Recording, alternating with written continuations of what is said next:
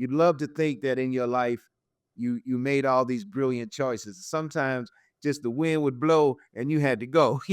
It's only about the art. That's all it's about.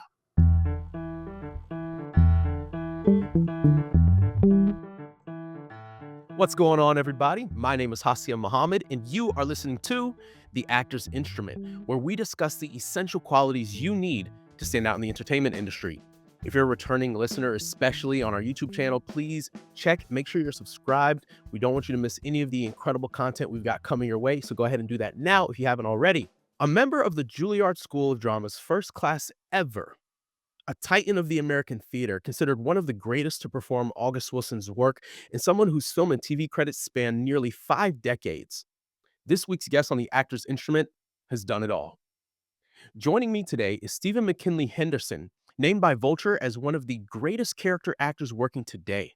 His career has spanned all major mediums, making his Broadway debut in August Wilson's King Hedley II, following that performance with 2 Tony Award nominations for his work in Wilson's Fences and Stephen Adly Guirgis' Between Riverside and Crazy. His television debut came in 1984 in PBS's The Killing Floor. He has since appeared in Dune Part 1, The Newsroom, Civil War, and most recently, The Madness and A Man on the Inside, both on Netflix. Stephen, thank you so much for joining me. Thank you, Asim. Thank you so much. I can't tell you how much I've been looking forward to this. I Like I said before we started recording, I've really looked up to you for quite some time. In the intro, I said you were in Juilliard's first class, but as we know, you made your way down south to old NCSA, and that's where I went to school. So Absolutely. Absolutely. yeah. So truly could not be more excited to have you here. I'm not somebody who idolizes people, but I do have a handful that I really look up to, and you're one of them. So this is really special for me. Much appreciated, brother. And yeah, talking about NCSA, I tell you, I left Kansas City where I grew up and went to New York City. And after a couple of years, it was wow, man. It was 68, 69, Uh-huh. and all kinds of stuff was going down. And it was very difficult to simply be cloistered away working on the European classics.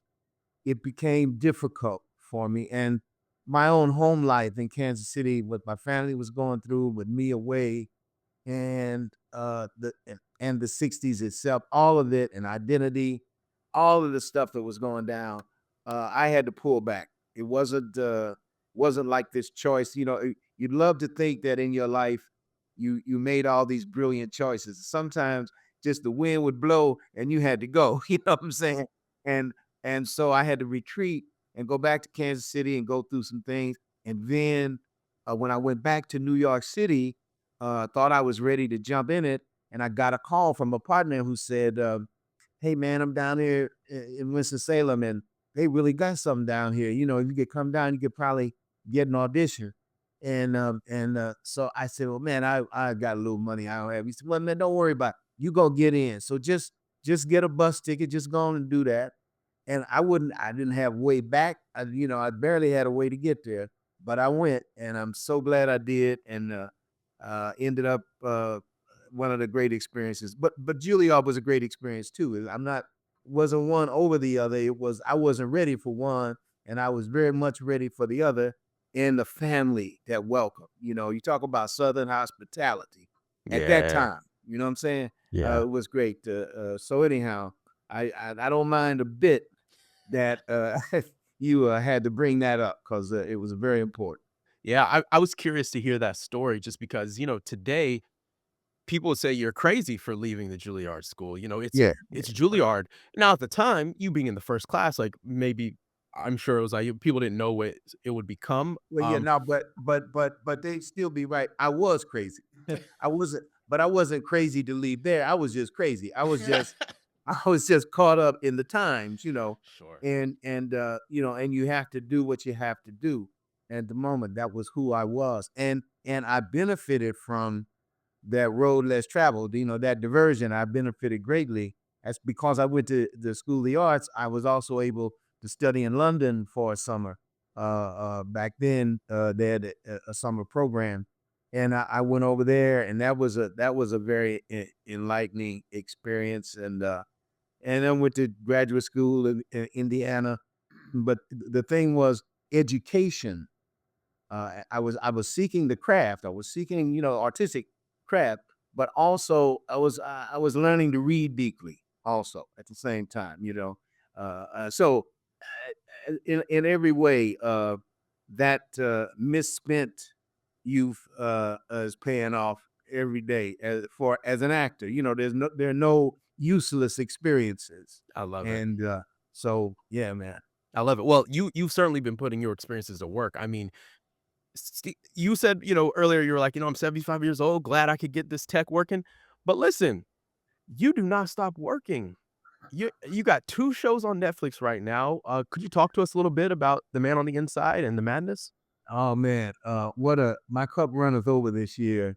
Those with Man on the Inside and Madness and Civil War and being inducted into the American Theater Hall of Fame. But A Man on the Inside is such a wonderful piece to be a part of because I'm thrilled for the success it's having for all the people who are involved in it, and particularly all of the actors above 65. The men and women who get to really show their stuff and strut their stuff, and they really do, man. I mean, it's a great ensemble. It's a great ensemble, and Ted Danson is one of the nicest people on the planet, and he's a wonderful leader, wonderful person to set the tone in the room, and everyone that surrounds him, because he's had quite a few successful shows, and so the people around him, he and Mike sure they know how to do it, and so that's a fabulous piece for any people to watch with their parents or grandparents. It really is. It's like that. They don't have too many of them like that. And then the madness, man. Let me tell you, I watching it my last night. I was Mr. watching. Domingo ain't no joke, boy. Colman Mhm. is the truth, and the show is really quite. It takes a lot of twists and turns. It's a wonderful. I think of those two pieces. Really, one is a mask of comedy, mask of tragedy. I'm just glad to get a chance to do something like that, and it happened to hit the airways at that time. There's just a synchronicity to that happens in your career sometimes. But to be a part of that and to have been asked by Coleman to be there, and he's wonderful in it, and Marsha Stephanie Blake and Stephen Belber, one of the writers, and the other brother, all of the people involved. Again, when you got something like that, the ensemble is not just the performers. The ensemble is all those other parts that come together. And so I would strongly urge anybody to check those two pieces. Yeah. No, absolutely, and I've been watching, and I think that something with The Madness that stands out to me is, like, they you could tell from the writing, as you said, that, like, there's a story that's being developed here, not in a way, a lot with the blow up of streaming and everything. There's a lot of shows that have kinda just been kinda thrown out there, and you can tell, "Oh, this was put together really fast," but after my wife and I watched the first episode, we were like, "Wait a minute. We still don't know da da da da da." I was like, it's like you have to keep watching, and it's not a show where you can just, like, not be paying attention, glaze over. It's like it requires you to be invested, Yes, yes. and it keeps you wanting more. And so, yeah, I'd agree. I'd say you've got some really fun stuff that you've been able to work on lately. Yeah, yeah. Civil War as well, man. That's a whole other story. But we chat about all of it, all of Listen, in Civil War, I'm not just saying this, definitely one of my favorite films I've seen in the past year. I saw it, uh, Bobby Seas. Yeah. So Oh, my brother. Oh, yeah, the yeah, man. yeah, I know Oh, Bobby. So we just did a show together this spring. when Yeah, up at the Huntington in Boston, and, that's when I saw Civil War, and he and I were talking about it, because we shared dressing rooms also. Um, Civil War is such a good film because, just that perspective. I remember when the trailer came out, I thought it was just gonna be another war movie, and I was like, I'll go check it out. people that like I really admire in the film. Let me go check it out. And I was totally blown away. They took a totally different spin on these war stories where you're seeing it from the side of the journalists, which I thought was fascinating. And Yeah, no, it was a joy to be a part of, and Alex Garland, writer and director, and he's like Aaron Sorkin. If he does a limited series, I did one with him called Devs. He writes all the episodes and directs them, and if he does the film, he writes it and directs it. And so, Alex, it was a joy to be a part of that idea. You're really right on about that. That it started, and then it started to get crafted, and even all the way to the end. I mean, Alex would say all the way, it was discovering itself as it went on. It was as erratic as war is, as erratic as conflict is. So I'm very, very proud to be a part of that. yeah, yeah. And now you said a few minutes ago that this past year your cup runneth over, the projects you've been able to work on. At this point in your career, how do you choose the projects that you work on? Because I feel like you're probably at a point where like you do get to choose. You're not, I'm still early in my career. I'm happy to get a guest star audition, but how's that process for you at this point? Well, I am blessed and grateful for that. But I sure paid my dues. I can tell you that. And so, even now, I mean, I would audition for something. The only reason to audition for something is because you like to do the part, and so I would still go do that. But I'm fortunate that I don't really have to that much.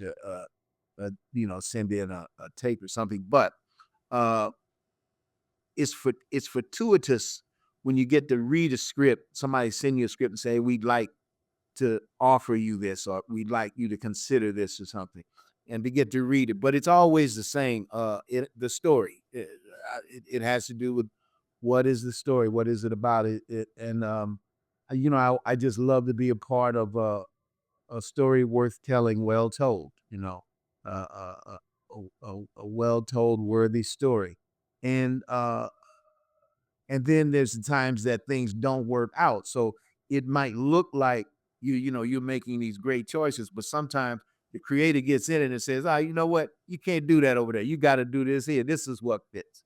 And usually that's fortuitous too. Uh, but I've been very fortunate, but I also, as I say, I did learn to read deeply, and you can still make a mistake, man. You can read a script and say, "Oh wow, this is great," and then they get hold to it, they start shooting it, and it gets in the editing room, and you say, "Oh, well, let's get ready to have it here. What are they gonna do?"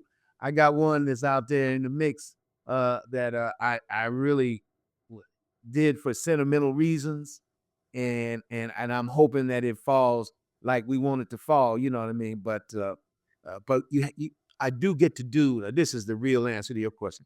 What I get to do is I get to do what I believe in. And sometimes it might be right or wrong about it, but I don't suddenly don't believe in it anymore. You know what I mean? I get those people who they're glad to be in the show and the reviews come out and the next day they say, "I can't wait for this to close." I say, "No, man, you gotta you gotta believe in what you do." And so I don't have to. That's my success.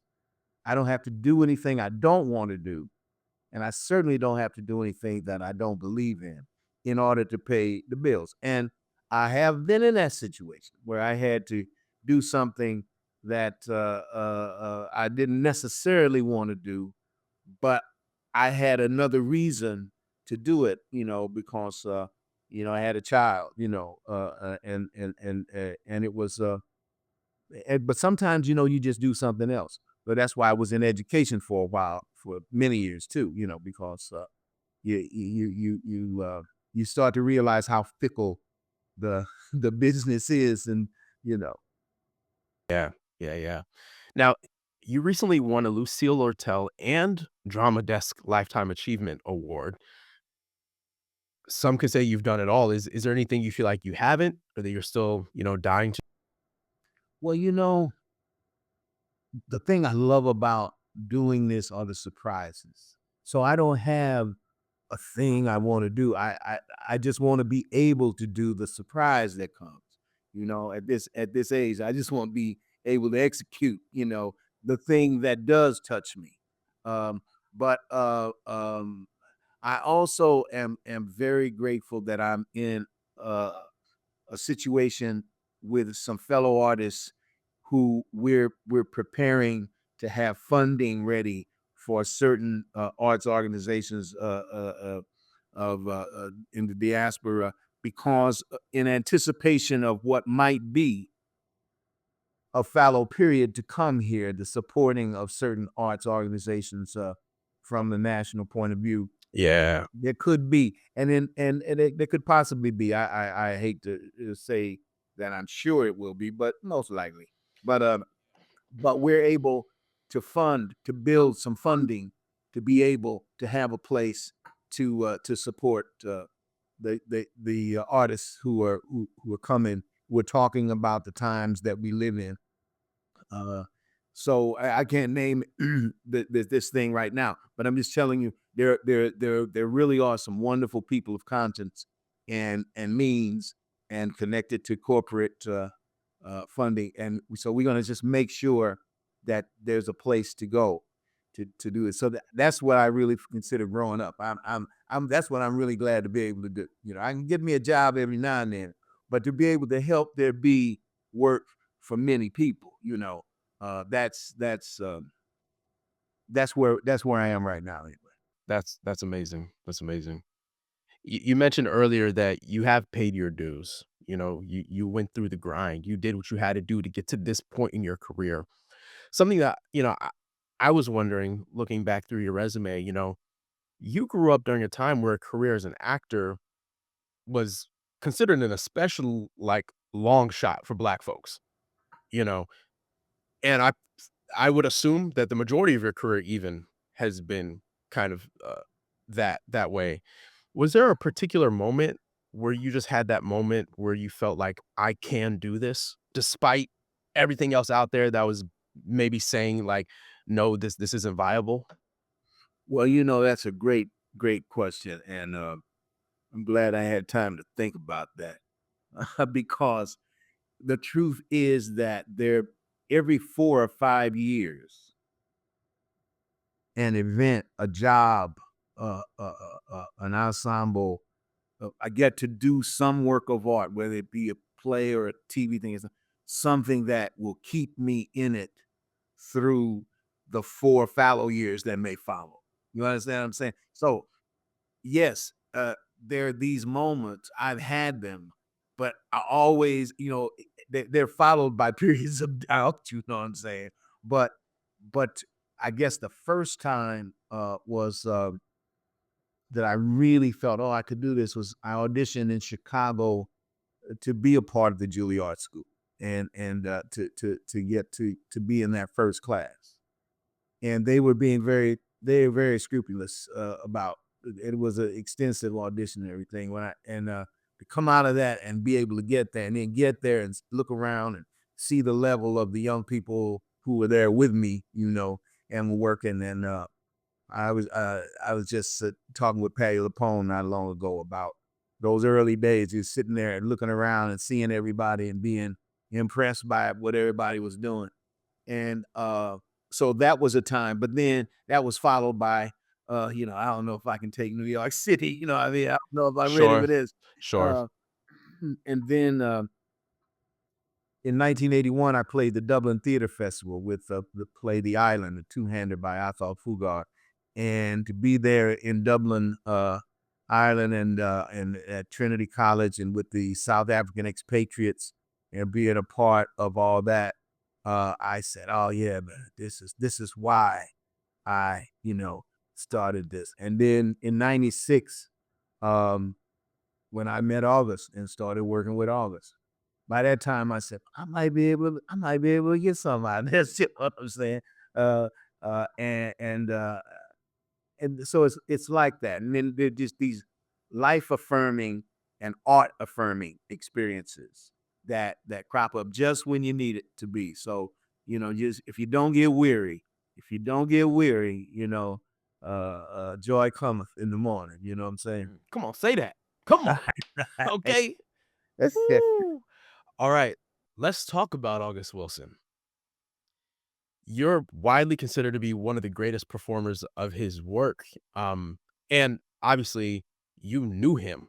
This is kind of revisionist history where we can look back, and for me, never had the opportunity to meet him, but you knew him, you worked with him. How did that phase of your career influence everything else you've been able to do? Well, you just said it. That phase of my career influenced everything else I've been able to do. And not only that, I think what was so affirming about it was that everything I had done before prepared me for that.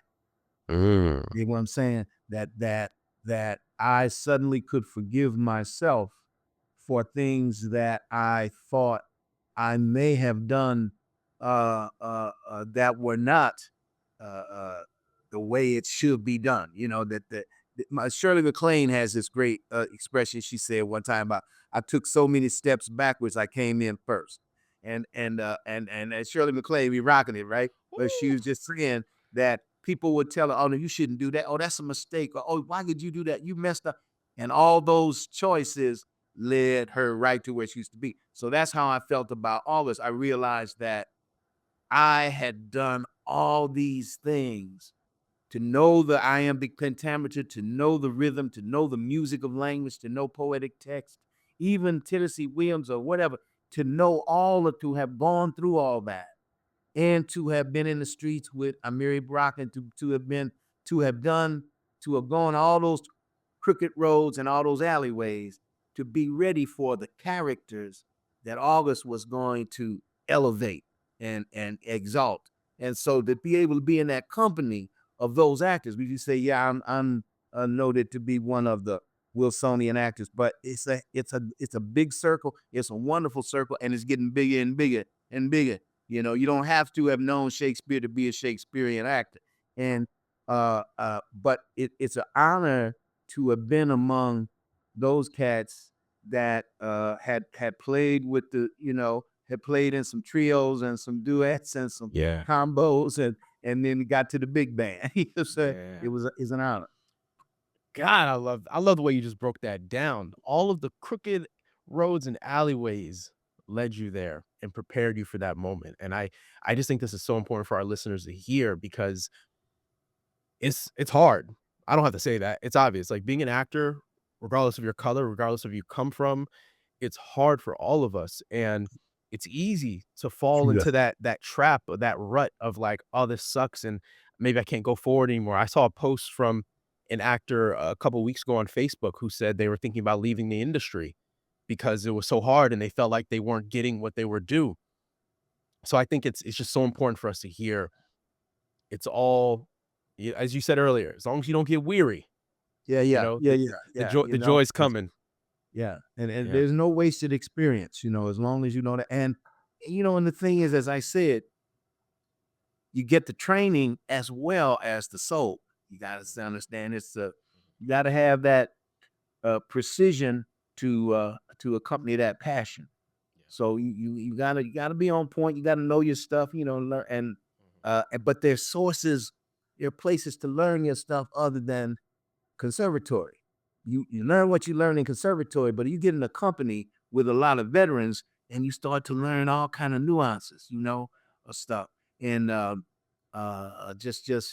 to listen to the elders, listen to your elders and be in a room with the oldest member of the family and the newest born member of the family so that you can be in that space, be there when that senior holds that baby and it's the oldest and the youngest and you see yourself in that continuum and understand what you have to give to the art form. Because everybody don't do that for a living, but what you bring to that is all that family stuff, all those picnics. You bring all that to the work. Now I did fences in high school. I did fences in high school and that changed my life. Mm. Changed my life. I feel like the first opportunity to really work on a play that I felt was like written for me I feel like everything else I'd done before that just didn't quite, settle in the body. It wasn't quite in the skin. You know what I'm saying? And so Yeah, yeah, yeah. just so grateful to have had the opportunity to, work on Wilson's work. Um, and so, yeah, just I totally understand what you're saying about those characters and how he elevates them and these people, the oldest person in the room, the youngest. It's complete. The And work you, the work and is you complete. know, now he's an extension of a long tradition, and he acknowledges that.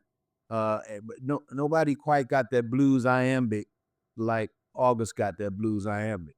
But like Lorraine wrote, like Raisin in the Sun is a great play. It's a huge achievement, and the plays before that by so many other playwrights, men and women who were telling the story of the Africans American experience. But August somehow, by concentrating on the 20th century and concentrating on the music and the language, and being able to elevate and with the very words that were used, but he arranged them in such a way that it is absolutely exquisite. And like Joe Turner's Come and Gone is just it's just one of the great plays of the 20th century, or any century really. And so and he's not alone. It's like in the time of Ali, there were other great champions, and so he got all these men and women around him writing all kind of fierce stuff because the door got busted open. It got busted open, and everybody can tell their story and tell it in their key. Sing the song in their key. So I rejoice in having been ready for him when he came through, and that he left us 100 years worth of plays in 10 plays, 100 years worth of plays, and so and there's so many playwrights who were inspired by him, Yeah. and that's great too. No, I think, yeah. Yeah, what you said is just truly incredible, the work that he left us. And any opportunity I have to get my hands on one of those shows, it's a blessing for sure. Yeah, I love that. I love to see it. I love to be there. I love to be there with you, man. Well, listen, I'm What I'm gonna did you let you do know. in fences? What did you do in fences? Played Corey. Ah, wonderful, Yeah. wonderful. It was kind of perfect timing. I was a senior in high school, Ah, so that's great. yeah, I was Corey's age, and it's the first time. So I'm from South Carolina, and the school I went to a boarding school in Greenville, South Carolina, called the South Carolina Governor School for the Arts and Humanities. Really special school. The acting program was the last 2 years of high school, and I mean, the school changed my life in many ways. And one of the things that aided in that experience was the opportunity to work on fences my senior year. And it was the first time that an all black show had ever been done in the city's history. In Greenville, South, I mean, that's an old city. We're talking colonial era city. I know Greenville. I've been there. Yeah. So old city, first time they've ever done an all black show, and it was at my high school. The head of the program at the time just had the foresight to see like who he had in the company. It was, we had more black actors at the school than ever before, and so it was really their first opportunity to even be able to attempt to do something like that. And I'm so grateful that they jumped at that opportunity. That's wonderful. That's Yeah. wonderful. Yeah. Yeah. Now, the industry has changed drastically throughout the years. I mean, hell, you and I were just talking about self-taping and how like the last 5 years that's new. What do you feel has remained constant in your work? And what has been the biggest change? Well, what's remained constant for me is my belief in the power of storytelling, and as I say, to have a worthy story well told. And so uh that whether we're doing Trojan women or Antigone, one of the great plays, uh, you know, all the way through. So that's the thing that stays the same. That's the profound and lasting thing. And their plays and theatrical productions and experiences that join that cavalcade of the profound and lasting ideas and drama stories told. And then the hip and the now.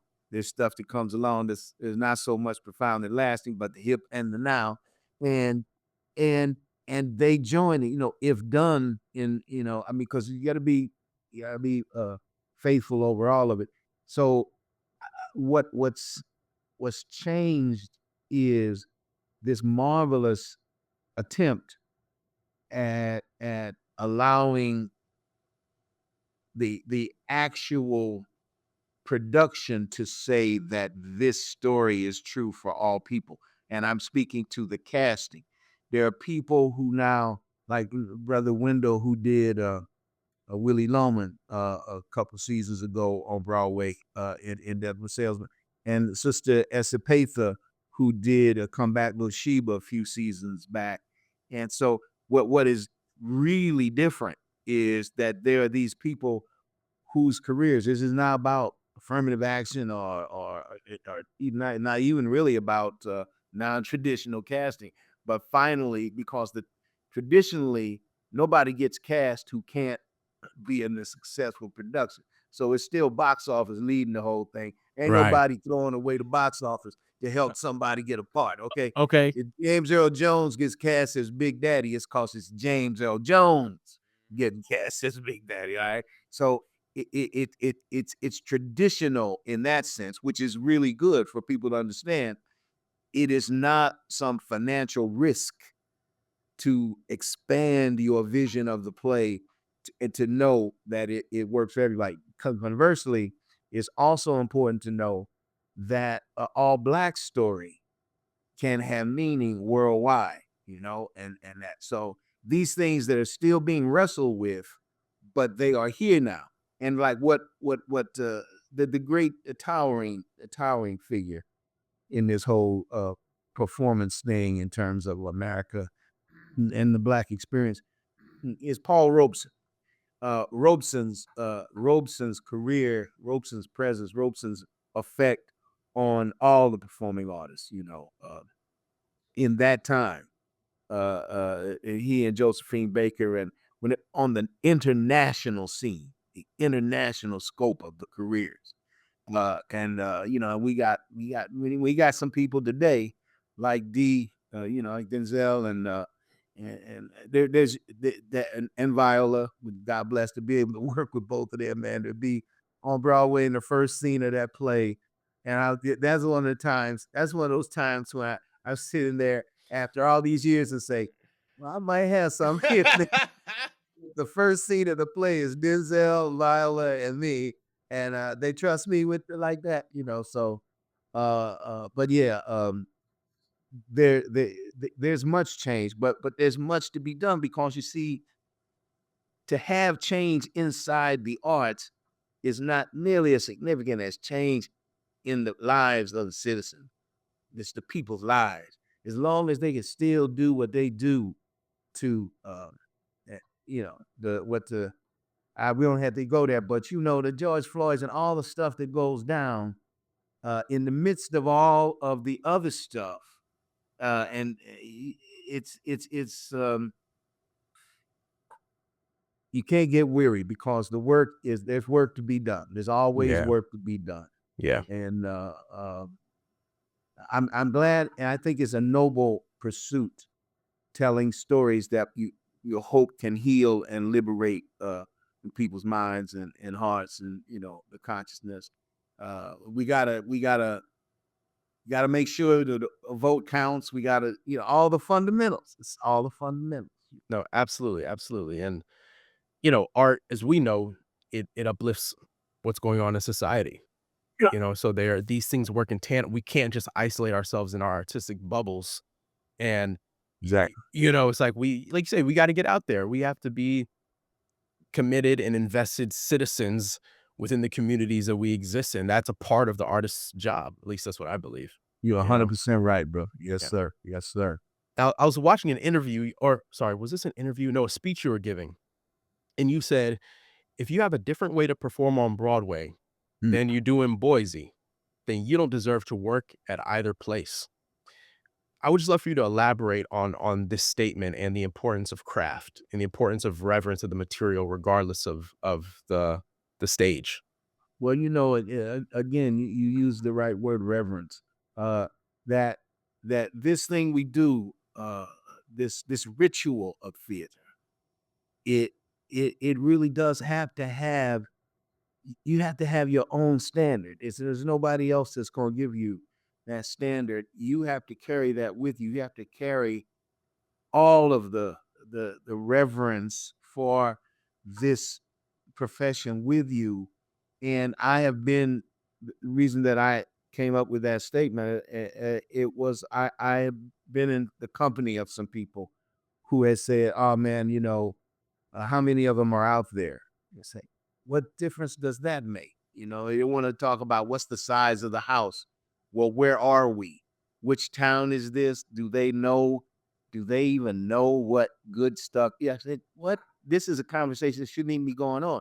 You haven't really finished any of your training if you're not understanding that's like a minister coming to say, well, what size is the church?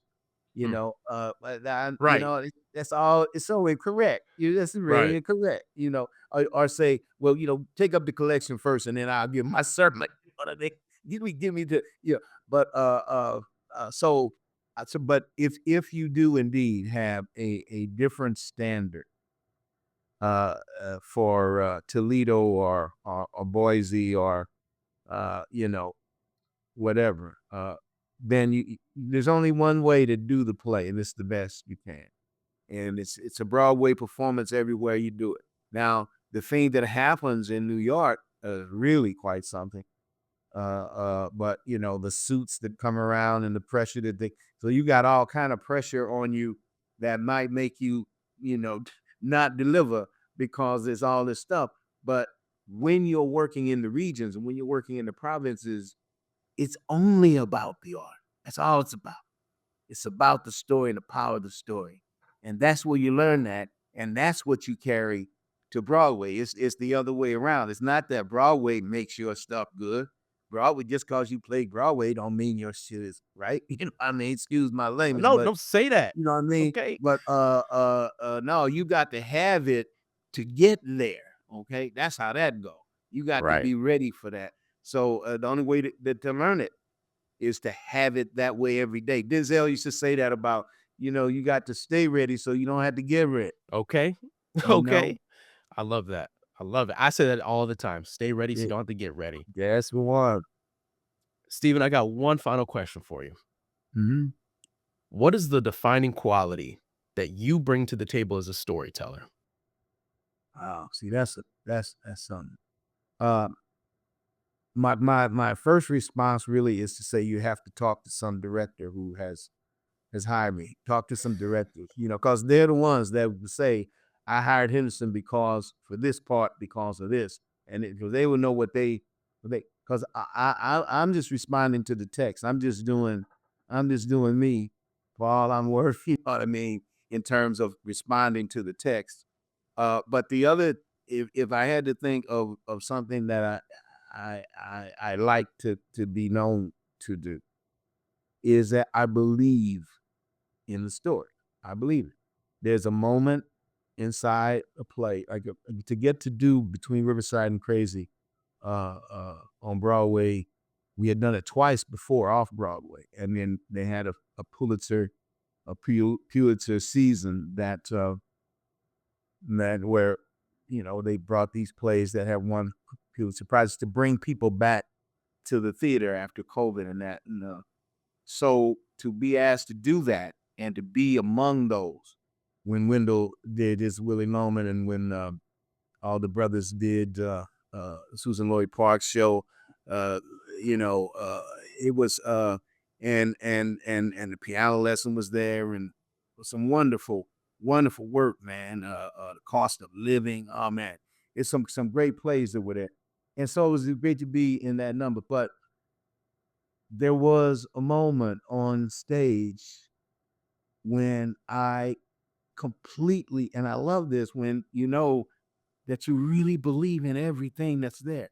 I look at those other faces and they're so right there and present. We're in the world of this play and we're living inside it. It's an art form that we know and we're free inside it and the people are getting it and it's really quite something to have that belief, to be able to believe in the story and live it in the moment, and then have the lights and the curtain and all that stuff and going back to your reality and have that feeling that there well, that's quite a temple. It's quite a place to go. It's quite something. I ask every guest this question, and that's the first time I've gotten that belief, that investment. Um, yeah, I'm taking that away with me for All sure, right, my bro. for sure. Stephen, I know awards don't mean much, but I can wholeheartedly agree with those institutions that have awarded you with lifetime achievements and your induction into the National Theater Hall of Fame and all this recognition you're receiving. I mean, you've done the work, like you said. You put in the work, you put in the time, you paid your dues, and you deserve every single bit of it. And I really can't tell you how much I appreciate you being on the show today. Well, you have told me, and I have received it, and I thank you for it. And you're the future, man. I can't wait to see it out there. Ain't it? That's the plan. That's the plan. All And right, having people like you lead the way, my job's easy now. all right, my brother. I appreciate you, Stephen. Take it easy. Peace. The show isn't about me, but that one meant a lot to me. It really did. And if you enjoyed that interview, if it was valuable to you, then please pass it along to someone else who you feel like could benefit from it. Also, I'd encourage you to check out a recent interview I did with Kevin Kilner, who also speaks about the longevity of one's career. He's had a very different career from Steven. But if you enjoyed this one today, then I think you'll really appreciate that one as well. And that's it for today, folks. Big thank you to all of you for listening to this episode of The Actor's Instrument. If you're streaming, give us a follow. And if you're on YouTube, go ahead and smash that subscribe button so you never miss a beat.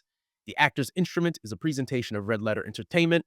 Executive producers, Adam Jellicorse, Serena Esposito, and yours truly. We'll be back next Tuesday. Till next time, y'all. Peace.